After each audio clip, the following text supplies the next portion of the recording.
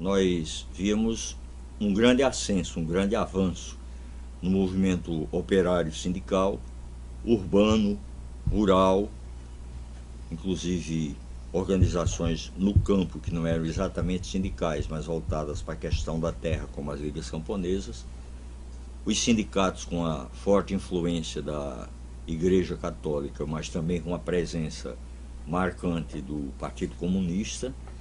No caso do movimento sindical urbano, uma hegemonia muito forte do Partido Comunista, né, no movimento sindical. Figuras como Peter Strato, né, figuras como o Rupiano Cavalcante, Luiz Maranhão, que eram ideólogos, eram pensadores do movimento como um todo, eram dirigentes do partido. No caso, o Luiz era o secretário político, né, do Comitê Estadual do Partido Comunista, já membro do Comitê Central, e o Luiz Maranhão era uma espécie de secretário de agitação e propaganda, né, era o homem que ficava ligado à divulgação das ideias aqui, porque Luiz não era uma pessoa assim, apesar de ter tido mandato parlamentar, ele não era uma pessoa de muito aparecer na cidade, até o jeito dele era um pouco recatado, era aquele cara, aquela figura muito à vontade na sala de aula como professor, excelente orador, mas era mais um conferencista. Enquanto que Vulpiano tinha um consultório médico, né, em que ele 2 vezes por semana dava receitas gratuitamente às pessoas de baixa renda, e ali ele tinha um contato imenso com a população. Me lembro até que a gente chegou a fazer pichações na cidade, lançando o nome dele como candidato a prefeito para suceder de Djalma Maranhão. Quer dizer, não tínhamos nenhuma ideia de que pela frente vinha um golpe militar. Pensávamos em Vulpiano 65 para prefeito, né? Mas, na verdade, quando eu disse a contradição entre o avanço dos movimentos sociais, o operário sindical urbano, o movimento camponês, né, a luta pela terra, o movimento estudantil, um movimento cultural que avançava basicamente entre os estudantes, porque entre a intelectualidade, fundamentalmente a intelectualidade tradicional, as academias, etc., havia muito conservadorismo e até uma influência marcante do integralismo ainda, né, personalizada fundamentalmente na pessoa na figura, desculpe a redundância, na figura do Luiz da Câmara Cascudo, que era hiper-reacionário, um quadro de direita, e figuras como Manuel Rodrigues, Sarinho, etc., que foram todos militantes da ação integralista. Então era o fascismo tupiniquim. E alguns intelectuais que simpatizavam com a Revolução Cubana, mas a grande bandeira, né, que unia tudo eram as reformas de base do presidente João Goulart. Isso ia do movimento estudantil às lutas sindicais. Por quê? Quais eram as grandes reformas propostas? Vejam bem como eram abrangentes, né? E, infelizmente, muitas na ordem do dia. A reforma agrária, reforma urbana, a reforma tributária, a reforma universitária. Hoje nós avançamos, quer dizer, a universidade pública, apesar de ter uma quantidade imensa de fabricantes de diplomas com nome de universidades, mas que são instituições privadas que fazem da mercadoria, da educação a mercadoria, né? Assim como na saúde também, os planos de saúde, etc. E também uma luta pela reforma política, ou seja, a legalização do Partido Comunista, que naquele momento era um partido que existia de fato, mas não existia de direito, né? E outros partidos que existiam no Brasil, já existia a POLOP, a Política Operária, existia a Ação Popular, que depois se tornou até marxista-leninista e hoje faz parte, 90% daquele pessoal hoje é o PCdoB, Haroldo Lima, essa turma toda é filho da Ação Popular, da AP, né? As juventudes católicas, etc., tiveram seus rachas pela esquerda, que foram todos para a Ação Popular. Agora, havia um atraso profundo do ponto de vista eleitoral. Esses avanços nas lutas sociais e culturais, passando pelo movimento operário urbano, pelas lutas camponesas, pelo movimento estudantil, etc., não se refletia nas urnas. Para que vocês tenham uma ideia, em 1962, Djalma Maranhão foi candidato a senador, disputando 2 vagas no Senado, e ele saiu sozinho. Quais foram os eleitos? Foram Valfredo Gurgel, ex-integralista, e Dinarto Mariz, ultra-reacionário, como todos sabem. Dinarto Mariz teve 108 mil votos, aliás, 105 mil votos. Valfredo Gurgel teve 108 mil. O terceiro mais votado foi Teodorico Bezerra, com 97 mil votos, quase que ganha a eleição do Dinarto, e o Aloysio elege os dois, porque os dois estavam no esquema do Aloysio Alves, o Valfredo e o Teodorico Bezerra, o coronel Teodorico, lá do Trairi, etc. Tal, né? Um homem que não se pode nem classificar como reacionário, era feudal mesmo, né? Existia até uma constituição dentro da sua fazenda, o Irapuru, né? E o quarto votado foi o Tarcísio Maia, com 88 mil votos. Djalma Maranhão, em todo o estado do Rio Grande do Norte, obteve apenas 27 mil votos. Menos que o deputado federal mais votado, que foi Clóvis Mota, do PTB, que teve mais de 27 mil votos. E por incrível que pareça, com a grande administração que ele fazia em Natal, para que se tenha uma ideia, em 1964, quando foram abertas as matrículas para a rede municipal de ensino, Natal teve uma oferta 14 mil vezes superior à demanda. Tinha 14 mil de excedentes na oferta de vagas na rede municipal de ensino do primeiro grau. Uma realidade inteiramente oposta à que nós vivemos hoje, infelizmente. Mas Djalma perdeu em todas as urnas de Natal. Luiz Maranhão perdeu a eleição para deputado estadual. Aí os movimentos sociais conseguiram alguma vitória eleitoral, conseguiram presença na Assembleia Legislativa através de figuras que tinham força no movimento sindical. Floriano Bezerra conseguiu se eleger com a votação de Macau, descobriu Luiz Maranhão e cobriu Floriano Bezerra essa votação. Porque Luiz praticamente só teve voto em Natal. Aquela eleição anterior de Luiz, a de 58, contou com os votos de Macau e de Mossoró.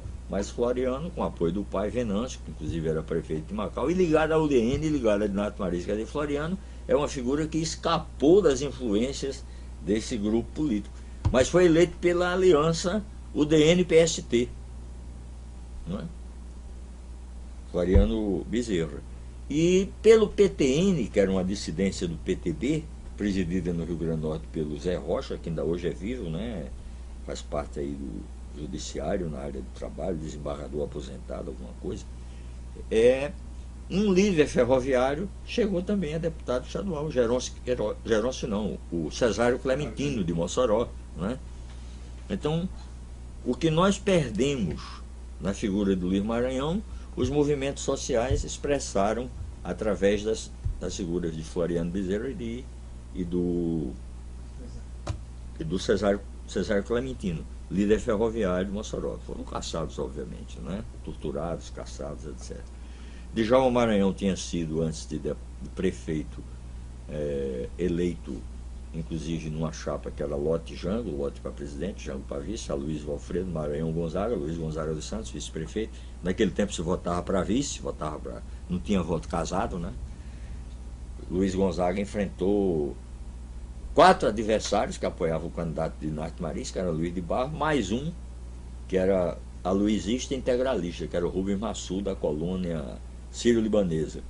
E Luiz Gonzaga dos Santos, o popular Luiz Tabacão, nosso amigo e tal, que inclusive é uma vítima da ditadura, morreu depois do interrogatório violento, foi vítima no 4º Exército do Recife, né? Foi hospitalizado e faleceu. Luiz Gonzaga se elegeu com uma boa votação vice-prefeito, Djalma teve uma excelente votação, se elegeu prefeito, mas em 62, candidato ao Senado, ele foi esmagado pela falsa polarização do dinartismo e do aloizismo. Isso acontecia e, paralelamente, um ascenso nas lutas sociais. Por exemplo, o Evelyn Medeiros, uma grande liderança, construção civil, sindicato da construção civil, né? O Zé Alves, que dirigia o CGT no Rio Grande do Norte, não era a Confederação, era o Comando Geral dos Trabalhadores, né? Existia aqui o PUA, o Pacto de Unidade e Ação. O que é que o PUA significava? A junção das organizações sindicais, estudantis, culturais, era a UNE, né? O CGT, o Comando Geral dos Trabalhadores, os sindicatos rurais, as ligas camponesas, os partidos então clandestinos mais existentes. Existia o PCB, né, que era o mais forte, mas já existia a POLOC também, né? A esquerda cristã, expressa na Ação Popular, que no Rio Grande do Norte tinha uma figura exponencial, que era um dos principais articulistas do Jornal Nacional da AP, que era o Brasil Urgente, dirigido por Frei Carlos Josafá, que há poucos dias deu até uma entrevista aqui na Tribuna do Norte. Acho que pouca gente leu, uma entrevista importantíssima. Frei Carlos Josafá já está com quase 90 anos de idade. Era o Leonardo Boff daquela época, né? Mais ou menos. É o homem que eu considero o precursor da teologia da libertação no Brasil, quando não existia nem esse termo teologia da libertação. E foi quem fez a cabeça de Paulo Freire. Quer dizer, se não tivesse feito nada na vida, só isso já seria muito importante. Esse pessoal que foi todo para o Brasil, gente, inclusive o Paulo Schelling, que é o pai dessa companheira que está na Comissão Nacional da Verdade, a historiadora Sandra Schelling, né? Que ultimamente deu depoimentos muito bons. Então, tinha muita gente boa na ação popular. E aqui no Rio Grande do Norte, figuras importantes da ação popular, o Marcos Guerra, etc., né? O João Faustino, que logo depois da prisão fez uma carta de arrependimento, que ele publicava todo aniversário do golpe militar, para ficar de bem com os milicos, né? E essa carta ele, não sei por que, escreveu de colocar nesse livro dele, que publicou agora recentemente, que é um depoimento vergonhoso, assim, uma demonstração de serve-livre muito grande. Ele disse que perdoa todo mundo, mas essa atitude dele e o comportamento dele na prisão não merece perdão, não. Merece crítica e a mais contundente possível. Mas vamos voltar a falar de coisa séria. Existia também o pessoal do PORT, o Partido Operário Revolucionário Trotskista, a Quarta Internacional. A Polop já me referi, era a política operária. Organização, por sinal, onde a Dilma Rousseff começou sua militância política, depois rachou, fez colina, foi para a luta armada, foi para Palmares. Mas forte mesmo era o partidão, era o PCB. Então, o quadro do Rio Grande do Norte, pré-64, era exatamente isso, eivado de contradições.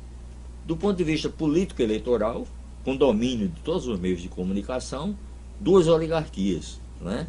Uma tradicionalíssima, siridoense, a Dinarte Mariz e tal, herdeira direta do José Augusto, né? Outra nascente, mas já ligada a velhas oligarquias, como era o caso de Aloysio, mas vinculado a Teodorico Bezerra, Aristófanes Fernandes, né? Aloysio Bezerra, aos Mota, que eram detentores. Carlos Lacerda já é a origem dele e do irmão e tal, porque aprenderam a fazer política com Lacerda na tribuna da imprensa, né? Quer dizer, a política da direita, obviamente, né?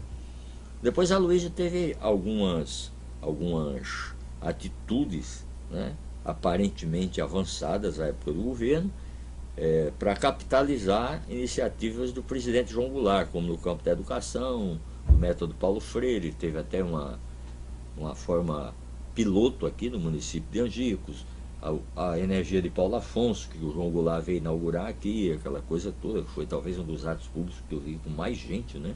Uma cidade que tinha 180 mil habitantes, e naquele momento tinha 100 mil pessoas na rua para receber o presidente João Goulart e agradecer a vinda da energia de Paulo Afonso, que foi uma redenção, porque nós éramos, naquela época, prisioneiros das máquinas dos ingleses, da Light, da Borden Shear, que o Brizola já tinha nacionalizado lá no Rio Grande do Sul.